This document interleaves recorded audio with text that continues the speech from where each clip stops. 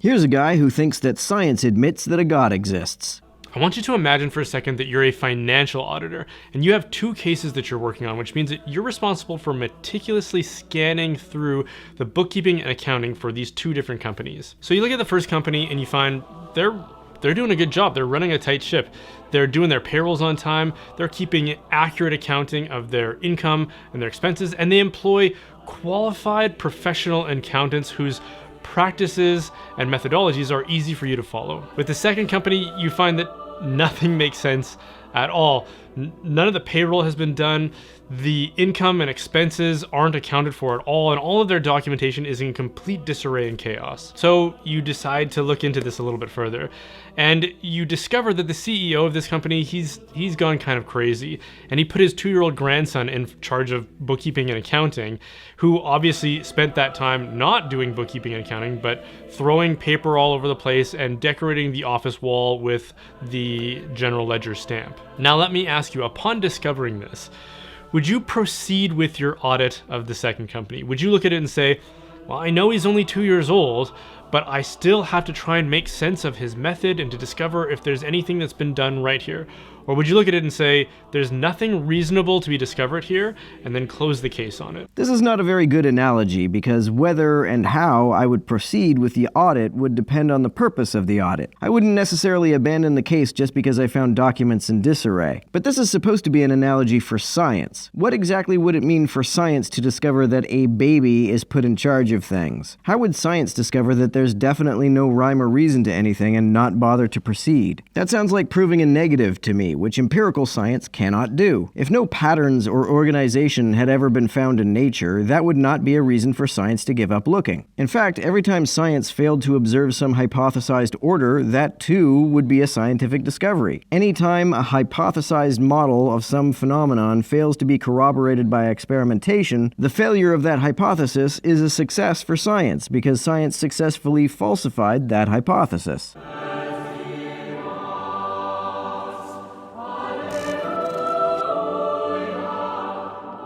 The only reason to proceed with an audit or an inquiry like this is to discern what management practices were employed by those who have rational methods for bookkeeping and accounting, and then to try to discern whether or not they stayed within the boundaries of good practices and ethics or if they strayed far away from them. No, the point of such an investigation would not necessarily be to discern what management practices were used. An auditor could also investigate whether any management practices were applied in the first place. If you are a forensic accountant, for example, and you discover that no management practices were applied at all, the authorities are going to want to know that. That is still valuable information worth discovering. Similarly, if you are a scientist and you discover a new phenomenon, you need not assume at the outset that the phenomenon has any discernible order to it. It is still of value to science to test whether it has any discernible order to it. If you try to come up with a hypothesis to model its behavior, in so doing, you not only do not assume at the outset that said hypothesis is correct, otherwise you wouldn't bother testing it, you also don't assume that any hypothesis will ever accurately model it. Science never knows or assumes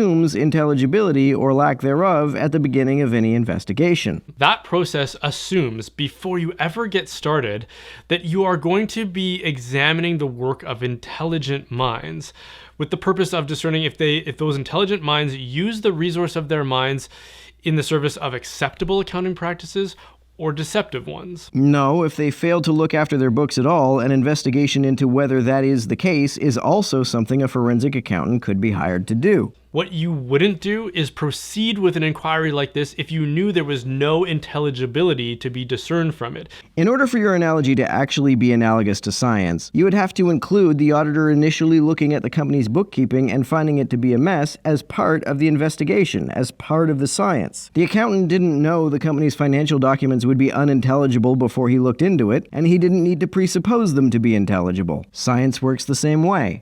If you knew for sure that a 2-year-old had taken over the accounting responsibilities of a company, your audit would end right there because there would be no point in proceeding. Yeah, but it would begin before I knew that a 2-year-old was doing the bookkeeping, and would make no assumption beforehand that the bookkeeping would have been intelligible. The same is true of science. So what can we gain from this clumsy analogy? Well, it should help us appreciate that rational inquiry should only ever be applied to something that is assumed to be intelligible. No, it shouldn't. It can be applied and is often usefully applied to discern whether something is intelligible, and need not assume that it is from the beginning. When we use our reason to try to understand something, we are assuming from the outset that the thing we are investigating can be understood. No, we're not. We need not begin by assuming one way or the other whether something is intelligible. There is no problem at all with first wondering whether it is intelligible. By reason, because it is reasonable, and because it will reveal itself to us in a rational way. That behind the mystery of the thing, we will discover that there is order and governance to it. I get the impression that this guy thinks that either order and governance are the same thing, or that order requires governance. Neither is the case. Science assumes that a phenomenon is possibly ordered and comprehensible at the outset, but it does not assume that it definitely is. But if you knew that the thing that you were trying to investigate was composed entirely of meaninglessness and chaos, you would never bother investing the resources that it takes to try to understand it. No, but how would I know whether something is comprehensible or not if I've done no investigating at all yet? If you haven't begun to investigate a phenomenon, then you can't assume one way or the other whether it is ordered or comprehensible. This dude seems to think that you have to either assume comprehensibility or assume incomprehensibility, when you obviously have the option of beginning an investigation by assuming neither. Like if one day you looked at it and it was blue and of a certain weight and size and composed of certain properties and behaving in a certain way, and then the next day you look at it, it's hot pink and composed of a completely random different assortment of properties, you'd look at that and say, this thing is just chaos. There's no point in trying to apply my reason to it. First of all, by looking at and observing the change of properties, you could already be doing science if you're observing it to test a hypothesis. And you're doing science before you've seen anything that can lead you to conclude one way or the other whether the object is comprehensible or not. Secondly, seeing one drastic change that you don't immediately know how to explain is not enough to conclude that the object behaves randomly or chaotically. You'd have to keep investigating for at least a little while longer to rule out any pattern of changes. So what does this have to do with science? Well, science is a method of rational inquiry into the natural universe or the natural world, and it assumes, again from the outset, that the natural world, or the natural universe, is governed by order and intelligibility. No, it doesn't. When a new phenomenon is discovered and scientists begin to investigate it, they may propose hypotheses about how it works, and what order it may have, and how that order may operate, but science makes no assumption whatsoever that any of these hypotheses, or any future hypotheses, will ever be corroborated. So science seeks to audit it and to understand that order. It assumes that human reason is compatible with and can be applied to the natural universe in the same way that we assume and recognize that our reason can be applied to accounting records. No, it doesn't. Many scientists will concede that it may very well be the case that the universe as a whole, or some aspects of it, may never be understood or even understandable. The biologist J.B.S. Haldane famously said that he suspects that the universe is not only queerer than we suppose, it's queerer than we can suppose. Or to something like a machine. A machine is governed and ordered according to certain ideas and principles. It is designed by an intelligence, and therefore is intelligible. If the universe is not designed by an intelligence, then it follows that it would not be intelligible. Sounds to me like you are reasoning from a formal fallacy called denying the antecedent. If I'm getting this dude's argument correctly, he's saying that if something is made by an intelligence, then it is intelligible. If it were not made by an intelligence, then it would not be intelligible. This does not follow logically. It's like arguing, if I am a dog, then I am a mammal. I am not a dog, therefore I am not a mammal. Or it's like saying, if I am in Japan, then I am on planet Earth. I am not in Japan, therefore I am not on planet Earth. Even if science did presuppose order, which it doesn't, it wouldn't follow that such order comes from an intelligence. This assumes that the default state of reality is chaos, and the only way order can exist is if it is imposed by a conscious intelligence. There is no reason to assume this.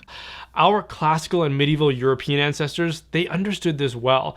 They first assumed that the universe is designed by an intelligence, and therefore the work of trying to discover its ordering would not be a waste of their time. You say that as though classical and medieval Europeans were the first to see order in the world, which is clearly false. European theists were obsessed with unraveling the rational mysteries of the natural universe, which is why they invested a huge amount of resources into academic training and research, which yielded what we now recognize as the scientific method. Most other societies, when they looked at the natural world, they detected chaos, which is why they weren't preoccupied with that same kind of inquiry.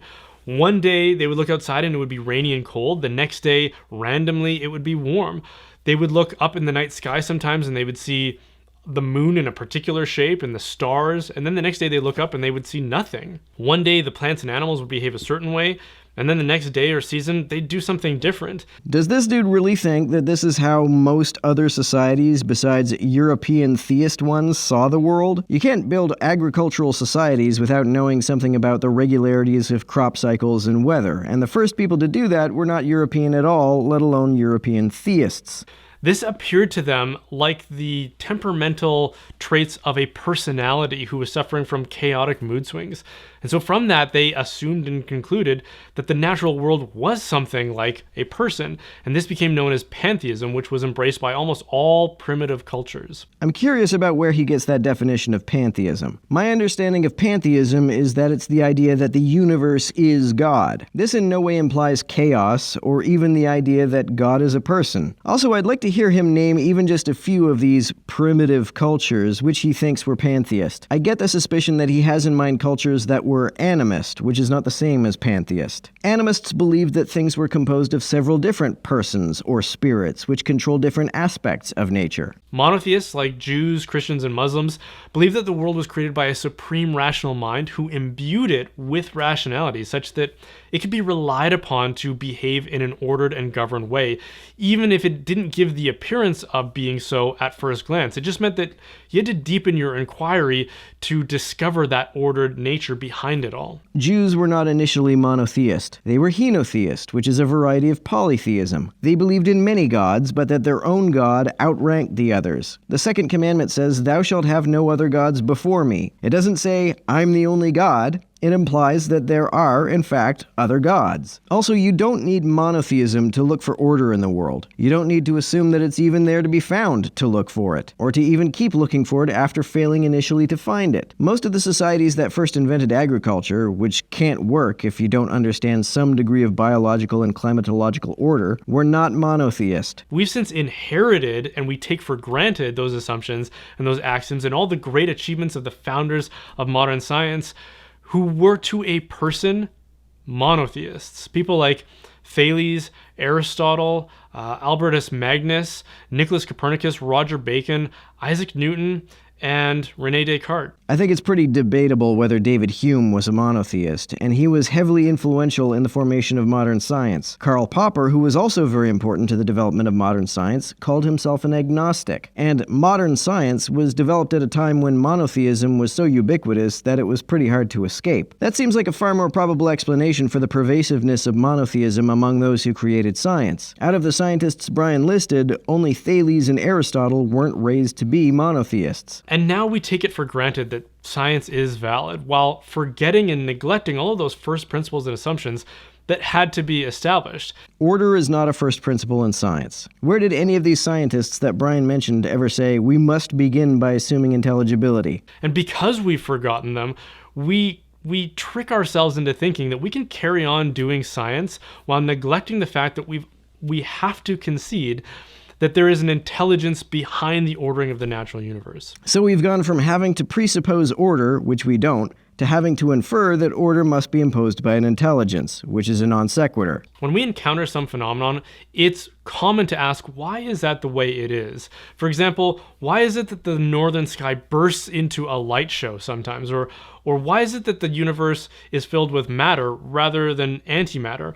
And the more we follow through with that instinct, the more we will start to arrive at the more fundamental questions, which is, why is there a universe at all? But don't bother looking for a reason why a God exists at all. He's the one thing that can just exist all on his own. God doesn't need an explanation. And we don't look at questions like that as if they're a nonsensical arrangement of words. They immediately resonate with anybody who has an inquisitive mind as valid in their inception. It's not like if somebody said something like, "When did purple stop smelling like thunder?" You would immediately dismiss a question like that as a meaningless arrangement of words. But if someone were to ask, "Why is the sky blue?" even if we don't know the answer, We assume that it's a reasonable question to which there is a reasonable answer. And when it comes to reality as a whole, it is perfectly reasonable to point out that asking why anything exists instead of nothing assumes that nothing is some default state of reality and something must therefore be accounted for. It's also totally reasonable to point out that this is a baseless assumption. And why do we do that? Because we assume there is a reason, and you can't inject reason into any explanation without conceding that someone gave it a reason. If by reason you mean cause, I have absolutely no clue how it follows that a cause must be granted by a person. Reason can only be attributed to an intellect or a will. It cannot be traced back to random, chaotic, or irrational processes. You seem to be conflating reason as in cause with reason as in purpose. These are not the same thing, and causes can be traced to ordered processes that simply exist on their own rather than being imposed by a conscious mind. Whether we admit this fact or turn a blind eye to it like too many people in the scientific fields do today, reason applied to natural phenomena instinctively presupposes an intelligence behind those phenomena. I don't find it to be instinctive myself, but even if it were, instinct and logic are two different things. There are many common fallacies that seem instinctively correct to a lot of people. The instinctive inference that chaos is a default state of reality and that order must be consciously imposed is one of them. So if we're going to continue asking and validating those kinds of questions and doing scientific inquiry, we should stop pretending that reason and intelligibility found throughout the natural universe aren't preceded by an intelligent mind. I guess we must then start pretending that this non sequitur inference is in fact sound reasoning. And if we refuse to do so, it shouldn't surprise us that the more hostile we are towards the idea of an intelligence behind the laws of the natural universe, that the more scientific truth will be marginalized by ideological assumptions, superstitions, and assertions, and we're already seeing an alarming amount of that in our contemporary political discourse. Because the logical non sequitur of inferring that order must be consciously imposed is apparently not just an ideological assumption, assertion, or superstition.